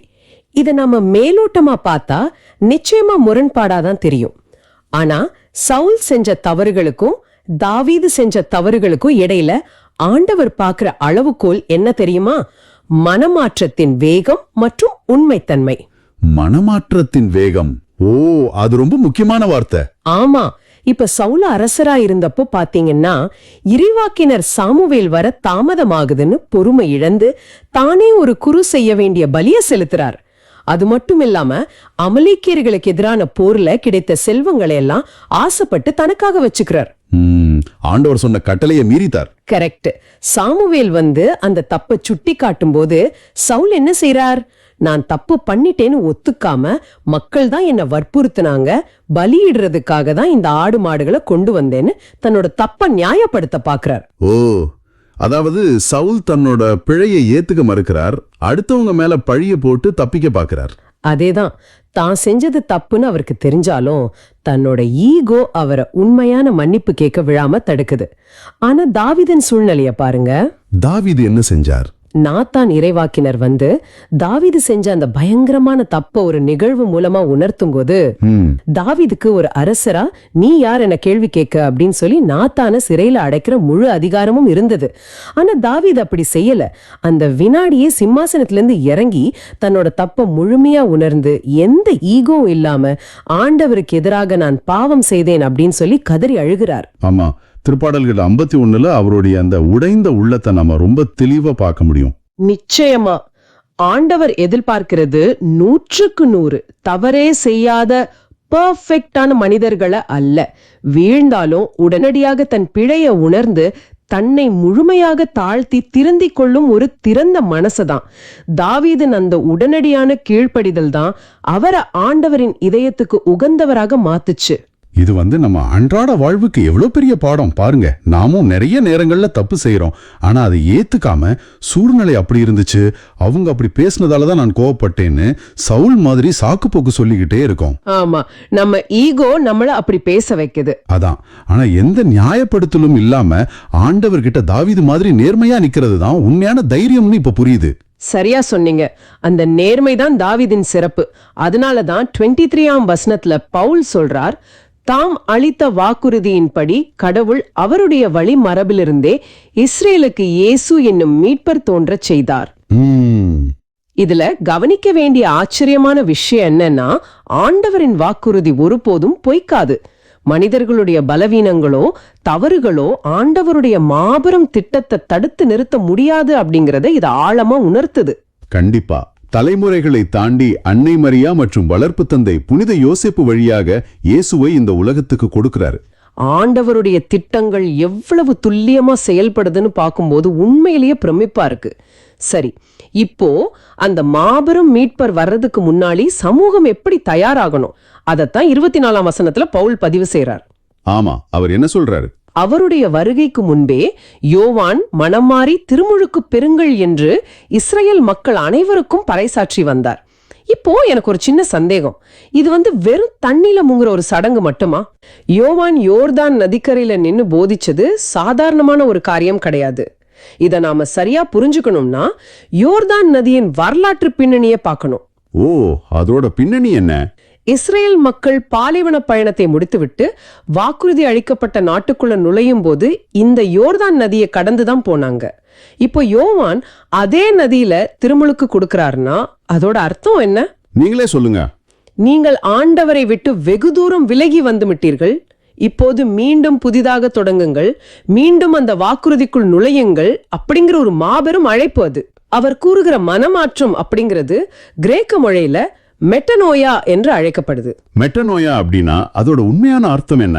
மெட்டனோயா அப்படின்னா சிந்தனையில் ஏற்படும் ஒரு முழுமையான மாற்றம் அல்லது பார்வை மாற்றம்.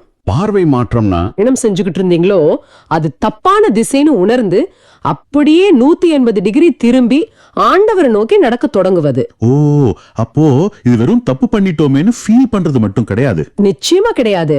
இது வெறும் குற்ற உணர்ச்சியோட அழுதுட்டு இருக்கிறது இல்ல, உள்ளத்தின் அடியாழத்திலிருந்து நடக்க வேண்டிய ஒரு மறுமலர்ச்சி, மூளை நரம்புகளையே புதிதாக மாற்றி அமைப்பது போன்ற ஒரு செயல்பாடு இது. இதை நான் இப்படி புரிஞ்சுக்கலாமா?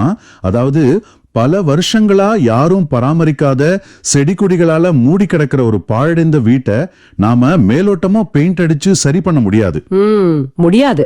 அதோட அஸ்திவாரத்துல இருந்து அந்த பழைய சுவர்களை இடிச்சு உள்ள இருக்கிற அசுத்தங்களை எல்லாம் முற்றிலுமா அகற்றிட்டு மறுபடியும் புதுசா ஒரு கட்டடத்தை எழுப்புறது போல, அப்படித்தானே? மிக சரியான ஒப்பீடு. அந்த அஸ்திவாரத்தை உடைச்சு சரி பண்ணும் வேலைதான் மெட்டனோயா. இத இன்றைய நவீன உலகத்துல நம்ம நிலைமையோட பொருத்தி பாருங்களேன். ஆமா, இன்னைக்கு நம்ம மைண்ட்ல எவ்வளவு குப்பைகள் இருக்கு. அதான் நாம எத்தனையோ தகவல்கள், பரபரப்பான வேலைப்பழு, சமூக வலைத்தளங்களில் நாம் தேடும் போலி அங்கீகாரங்கள், பொறாமை, அகந்தை அப்படின்னு நம்ம உள்ளம் முழுவதும் தேவையில்லாத பழைய சுவர்களை எழுப்பி வச்சிருக்கோம். இந்த சுவர்களை எல்லாம் இடித்து தரைமுட்டமாக்குவதுதான் யோவான் பறைசாற்றிய திருமுழுக்கு. உங்கள் உள்ளத்தில் ஆண்டவர் வர தடையாக இருக்கும் எந்த சுவரை நீங்கள் இன்று இடிக்கப் போகிறீர்கள் அப்படிங்கிற சவாலை தான் யோவான் நமக்கும் வைக்கிறார். ரொம்ப பிரம்மாண்டமான ஒரு சவால் இது. உள்ளத்தை தூய்மைப்படுத்துவதுதான் ஆண்டவரை வரவேற்பதற்கான முதல் படி. இது சாதாரணமான விஷயம் இல்ல. ஆனா இந்த சவாலை மக்களுக்கு விடுத்த திருமுழுக்கு யோவான் தன்னுடைய சொந்த வாழ்க்கையில எந்த அளவுக்கு தாழ்ச்சியா இருந்தார் அப்படிங்கறத பார்க்கும்போது எனக்கு உண்மையிலே புல்லரிக்குது. அவருடைய தாழ்ச்சிக்கு அளவே இல்ல. இப்போ 25ஆம் வசனத்துக்கு வருவோம். யோவான் தம் வாழ்க்கை என்னும் ஓட்டத்தை முடிக்கும் தருவாயில், நான் யாரென நீங்கள் நினைக்கிறீர்களோ அவர் அல்ல நான். இதோ எனக்கு பின் ஒருவர் வருகிறார், அவருடைய மிதியடிகளை அழுக்கவும் எனக்கு தகுதி இல்லை என்று கூறினார். இப்போ எனக்கு ஒரு கேள்வி இருக்கு. சொல்லுங்க. இன்னைக்கு இருக்கிற ஒரு செல்ஃபி மற்றும் செல்ஃப் ப்ரமோஷன் உலகத்துல சின்னதா ஒரு விஷயம் செஞ்சாவே அதை 10 பேருக்கு தெரியப்படுத்தி புகழ் தேட துடிக்கிற காலகட்டம் இது. தனக்கு கிடைச்ச புகழ, மக்கள் தன்னை கொண்டாடிய அந்த தருணத்தை எப்படி யோவானால் இப்படி அனாயாசமா தூக்கி எறிய முடிந்தது? இது எப்படி சாத்தியம்? அதுதான் யோவானின் மாண்பு. அவருக்கு தன் எல்லை என்னவென்று மிக தெளிவாக தெரிந்திருந்தது. தன்னுடைய ஈகோவை எப்படி அடக்கி ஆள்வது அப்படிங்கிற ஒரு அசாத்தியமான பக்குவம் அவர்கிட்ட இருந்தது. அது சாதாரண பக்குவம் அல்ல. அதிலும் அவர் பயன்படுத்திய அந்த வார்த்தைகளை பாருங்க. அவருடைய மிதியடிகளை அவிழ்க்கவும் எனக்கு தகுதி இல்ல. இதனுடைய வரலாற்று பின்னணி என்ன தெரியுமா? எனக்கு சரியா தெரியல, நீங்களே விளக்குங்களேன். அந்த காலத்துல பாதைகள் எல்லாம் மண்ணும் விலங்குகளின் கழிவுகளும் நிறைஞ்சிருக்கும். ஒருத்தர் நடந்து வீட்டுக்கு வரும்போது அவர் செருப்புல சகதியும் குப்பையும் தான் இருக்கும். அந்த செருப்பை கழற்றுகிற வேலை மிக மிக கீழான வேலை. ஓ, அப்படியா? ஆமா. யூத சமூகத்துல ஒரு யூத அடிமைய கூட தன் எஜமானனின் செருப்பை கழட்ட சொல்லக்கூடாது அப்படிங்கிற ஒரு எழுதப்படாத சட்டம் இருந்தது. வெளிநாட்டிலிருந்து விலைக்கு வாங்கப்பட்ட மிக கடைநிலையில இருக்கிற ஒரு அடிமை செய்யக்கூடிய வேலை தான் அது. அப்போ யோவான் தன்னை அந்த அளவுக்கு தாழ்த்திக்கிறாரா? கரெக்ட். இப்ப யோவான் என்ன சொல்றாருன்னு கவனிங்க. அந்த கடைநிலை அடிமை செய்யக்கூடிய வேலைக்கு கூட எனக்கு தகுதி இல்ல அப்படின்னு சொல்லி தன்னையே முழுமையாக தாழ்த்தி கொள்கிறார். அப்பப்பா, எவ்வளவு பெரிய தாழ்ச்சி! தான் ஒரு வழிகாட்டி மட்டுமே, இலக்கு அல்ல அப்படிங்கறத எவ்வளவு அழகா உணர்த்தியிருக்கார். இது நமக்கு ஒரு பெரிய எச்சரிக்கை மணியை அடிக்குது. நிச்சயமா இதிலிருந்து நாம நிறைய கத்துக்க வேண்டியிருக்கு. நாமும் நம்ம குடும்பத்திலேயோ நாம வேலை பார்க்கிற இடத்துலயோ நமக்கான ஓட்டத்தை மட்டுமே ஓட அழைக்கப்பட்டிருக்கிறோம். ஆனா நாம என்ன செய்யறோம்? எல்லாமே நான் தான், என்னாலதான் இது நடக்குது அப்படின்னு அகந்தையில மிதக்கிறோம். எல்லா புகழும் நமக்கே கிடைக்கணும்னு நினைக்கிறோம். அதுதான் நம்ம வீழ்ச்சிக்கு காரணம். நாம அனைத்தையும் நாமே செய்ய வேண்டும் என்றோ அல்லது நாம் செய்கிற எல்லா வேலைக்கும் நமக்கே அங்கீகாரம் கிடைக்க வேண்டும் என்றோ நினைப்பது மிகப்பெரிய மாயை. உண்மைதான். நம்ம ஓட்டம் என்ன, நம்ம எல்லை என்ன என்பதை உணர்ந்து உண்மையான நாயகனான ஆண்டவருக்கு மட்டுமே வெளிச்சம் விழும் வகையில் அவரை நோக்கி மற்றவர்களை வழிநடத்திவிட்டு பின்வாங்குவதுதான் உண்மையான ஆன்மீக முதிர்ச்சி. இந்த தெளிவு கிடைக்கிறது ஒரு பெரிய வரம். தாவீதின் உடனடியான மனமாற்றம், யோவானின் உள்ளத்தை தூய்மையாக்கும் மெட்டனோயா மற்றும் அவருடைய ஆழமான தாழ்ச்சி, இது எல்லாமே ஒரு மனிதன் தன்னை எப்படி தயார்படுத்திக்கணும் அப்படிங்கறத ரொம்ப துல்லியமா விளக்குது. ஆமா, மிக தெளிவா பார்த்தோம். சரி, இவ்வளவு ஆழமான விஷயங்களை பேசிட்டோம். இதெல்லாம் இப்போ இதை கேட்டுக்கிட்டு இருந்த ஒரு சாதாரண மனிதரின் வாழ்க்கையில எப்படி ஒரு தாக்கத்தை ஏற்படுத்த போகுது? இதனுடைய இறுதி செய்தி என்ன? அதான் ரொம்ப முக்கியம். இதைத்தான் பவுல் தன்னுடைய உரைய முத்தாய்ப்பாக 26ஆம் வசனத்துல சொல்றார். சகோதரரே, ஆபிரகாமின் வழிவந்த மக்களே, இங்கு இருப்போருள் கடவுளுக்கு அஞ்சி நடப்போரே, இந்த மீட்புச் செய்தி நமக்குத்தான் அனுப்பப்பட்டுள்ளது. இந்த வசனத்துல நமக்குத்தான் அப்படிங்கிற வார்த்தை ஒரு பெரிய நம்பிக்கையை கொடுக்குது. நிச்சயமாக பவுல் இந்த வார்த்தைகளை சொல்லும்போது அவர் ஏதோ பல நூற்றாண்டுகளுக்கு முன்பு அந்த ஜபக்கூடத்தில் இருந்த யூதர்களுக்கு மட்டும் சொல்லல. அப்போ வேற யாருக்கு சொல்றார்? இன்று இந்த வினாடி இன்றைய வார்த்தை அலைவரிசையின் வழியாக இந்த உரையாடலை தங்கள் வீடுகளிலேயோ அலுவலகத்திலேயோ அல்லது பயணத்திலேயோ செவிமடுத்துக் கொண்டிருக்கும் ஒவ்வொரு நேயரையும் பார்த்து நேரடியாக சொல்றார். இந்த மீட்புச் செய்தி, இந்த அளவற்ற அன்பு வேறு யாருக்கோ அல்ல, உங்களுக்குத்தான் அனுப்பப்பட்டுள்ளது. ஒரு சிறிய உதாரணம் சொல்றேன். ஒரு குழந்தை தன் தந்தை மீது வைத்திருக்கும் பயம் என்ன? அப்பா அடிச்சிடுவாருங்கிற பயம் இல்ல. தன்னோட அப்பா இவ்வளவு நல்லவரா இருக்காரே, தான் ஏதாவது தப்பு செஞ்சு அவருடைய மனசை காயப்படுத்திடக்கூடாதே அப்படிங்கிற ஒரு ஆழமான அன்பினால் வரும் நடுக்கம். அதான் உண்மையான தெய்வ பயம். ரொம்ப தெளிவா விளக்குனீங்க. அந்த ஆழமான மரியாதையோடு வாழும் ஒவ்வொருவருக்கும் இந்த மாபெரும் மீட்பு செய்தி நமக்குத்தான் அப்படின்னு உரிமையோடு சொல்றது எவ்வளவு பெரிய ஒரு ஆசீர்வாதம். ஆமாம், இந்த செய்தியை நாம் உணரும் போது நம்ம வாழ்வு எவ்வளவு பொருளுள்ளதாய், எவ்வளவு நம்பிக்கையுடையதாய் மாறுகிறது என்பதை நாம சிந்திட்டு பார்க்கணும். எந்த இருளான சூழ்நிலையில நாம இருந்தாலும் ஆண்டவர் நம்ம தேடி வர்றார் அப்படிங்கிற உறுதிதான் இது. தாவீதின் கீழ்ப்படிதல் தொடங்கி யோவானின் மனமாற்ற அழைப்பு, அவருடைய தாழ்ச்சி, இறுதியாக நமக்கான மீட்பு செய்தி வரைக்கும் ஒவ்வொரு விஷயமும் நம்ம அன்றாட வாழ்க்கையோட எப்படி பின்னி பிழிஞ்சிருக்குன்னு பார்க்கும்போது ரொம்பவே வியப்பா இருக்கு. சரி, திருமுழுக்கு யோவான் மக்கள் தன்னை தலையில் தூக்கி வைத்து கொண்டாடிய போதும் மிக தெளிவாக தன்னை மறைத்து கொண்டு இயேசுவை முன்னிறுத்தினார். இன்று நேயர்களே, உங்களுக்கு நீங்களே இந்த கேள்வியை கேட்டுக்கொள்ளுங்கள். உங்களுடைய வாழ்நாள் உழைப்பு, உங்களுடைய தியாகங்கள் எல்லாமே நாளைக்கு உங்களை மறந்துவிட்டு வேறொருவரை நினைவில் கொள்வதற்காக தான் என்று உங்களுக்கு தெரிந்தால் அதே அர்ப்பணிப்போடு அந்த உழைப்பை கொடுப்பீர்களா? ரொம்ப சவாலான கேள்வி இது. ஆமா, நான் யாராக இருக்க வேண்டும் என்று ஆண்டவர் விரும்புகிறார்னு சிந்திங்க.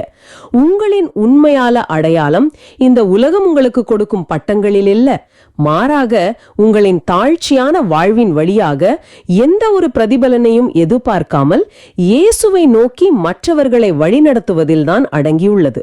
இதை இன்று முழுவதும் சிந்தித்து பாருங்கள். மிகவும் சவாலான அதே நேரம் ஆழமான ஒரு சிந்தனை. நாம் இந்த ஆழமான பார்வையின் நிறைவு பகுதிக்கு வந்துட்டோம். இப்போ தொடக்கத்தில் நாம் பார்த்த அந்த சின்ன ஸ்டோரியை இப்போ நினைத்து பாருங்க. அரசனின் வருகைக்காக வழியை செப்பனிட்டு விட்டு எந்தவித பெருமையுமின்றி அமைதியாக ஓரமாக நின்று புன்னகைத்த அந்த தூதனின் நிகழ்வு. யோவானின் வாழ்வும் அப்படித்தான் இருந்துச்சு. ஆமா, நமக்கான ப்ளூ பிரிண்ட் ஆண்டவர் கைகள்ல இருக்கு. நம் பேருக்கு பின்னால் ஒரு மாபெரும் அர்த்தம் இருக்கிறது. ஆனால் எல்லாவற்றையும் விட முக்கியமானது நாம் ஆண்டவருக்காக நம்மை எப்படி தயார்படுத்திக் கொள்கிறோம் என்பதுதான் உண்மை. நாமும் ஒவ்வொரு நாளும் ஆண்டவரின் குரலை கேட்க ஒரு சின்ன பாலைவன அனுபவத்தை உருவாக்கிக் கொள்ள வேண்டும். ஒரு சில நிமிடங்களாவது எல்லாவற்றையும் ஒதுக்கி வைத்துவிட்டு ஆண்டவரோடு தனித்திருக்க பழக வேண்டும். அதுதான் நமக்கான மனவலிமையை தரும். இறுதியாக நேயர்களே, உங்களுக்காக ஒரு சிந்தனையை விட்டு செல்ல விரும்புகிறேன். யோவான் பாலைவனத்தில் வாழ்ந்தது ஒரு தண்டனை அல்ல, அது ஒரு மாபெரும் பணிக்கான தயாரிப்பு. உங்கள் வாழ்வில் இப்போது நீங்கள் தனிமைப்படுத்தப்பட்டது போலவோ அல்லது கஷ்டங்கள் நிறைந்த ஒரு பாலைவனத்தில் இருப்பதைப் போலவோ உணர்ந்தால் சோர்ந்து போக வேண்டாம். ஆண்டவர் உங்களை ஒரு மாபெரும் பணிக்காக தயாரித்துக் கொண்டிருக்கிறார் என்பதை நினைவில் கொள்ளுங்கள். அந்த தயாரிப்பு தான் நிலை வாழ்வுக்கு உங்களை இட்டு செல்லும். இந்த அருமையான வாசகத்தின் செய்தியை மையமாக வைத்து நாம் இப்போ ஒரு ஜெபத்தை செய்வோம். ஆமென். அன்பான ஆண்டவரே, திருமுழுக்கு யோவானைப் போல நாங்களும் தூய உள்ளத்தோடு எவ்வித கருவமும் இல்லாமல் உமக்கு வழியமைக்க எங்களுக்கு அருள் தாரும். அருள் தாரும் ஆண்டவரே. எங்கள் ஓட்டத்தை நாங்கள் உண்மையோடு ஓடி முடிக்கவும் எங்கள் அகந்தைகளை அகற்றி உண்மையான மெட்டனோயா அனுபவத்தை பெறவும் எங்களுக்கு தேவையான தாழ்ச்சியை தந்தருளும்.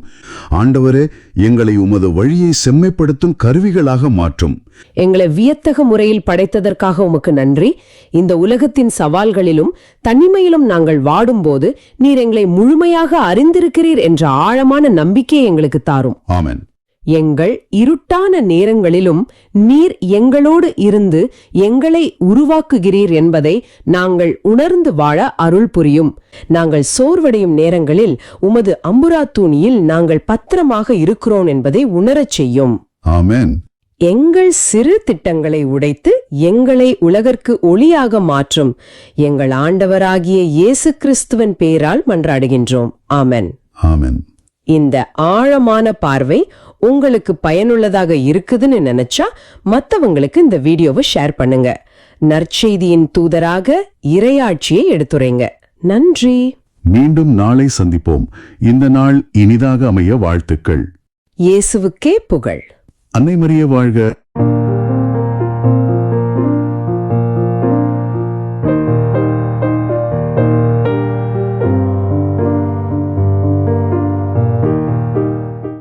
நீங்கள் காண்பவற்றை காணும் வாய்ப்பை பெற்றோர் பேறு பெற்றோர்.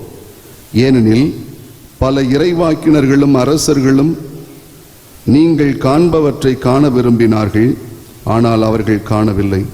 நீங்கள் கேட்பவற்றை கேட்க விரும்பினார்கள், ஆனால் அவர்கள் கேட்கவில்லை என நான் உங்களுக்கு சொல்கிறேன்.